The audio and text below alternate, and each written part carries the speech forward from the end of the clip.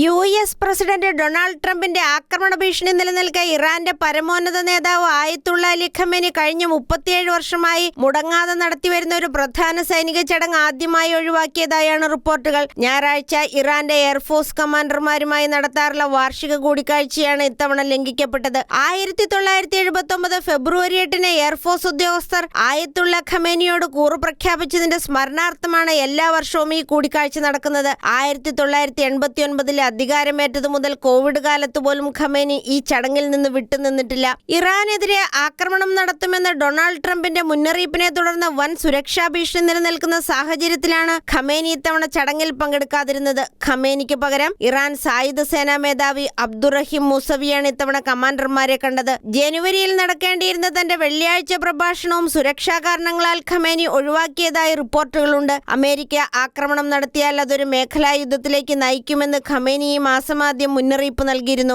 ഇതിനു പിന്നാലെ അദ്ദേഹം സുരക്ഷിതമായ രഹസ്യ കേന്ദ്രത്തിലേക്ക് മാറിയതായും സൂചനകളുണ്ട്. ഇതിനിടെ അമേരിക്ക ഇറാനുമേലുള്ള സമ്മർദ്ദം വർദ്ധിപ്പിക്കുന്നത് തുടരുകയാണ്. ഇറാൻ അമേരിക്കയുമായി ചർച്ചയ്ക്ക് തയ്യാറല്ലെങ്കിൽ കടുത്ത പ്രത്യാഘാതങ്ങൾ നേരിടേണ്ടി വരുമെന്ന് ട്രംപ് മുന്നറിയിപ്പ് നൽകിയിരിക്കെ അറബിക്കടലിൽ യുദ്ധസജ്ജമായി നിൽക്കുന്ന യു.എസ്. വിമാനവാഹിനി കപ്പലായ USS എബ്രഹാം ലിങ്കണിൽ ഉന്നത അമേരിക്കൻ ഉദ്യോഗസ്ഥർ സന്ദർശനം നടത്തി.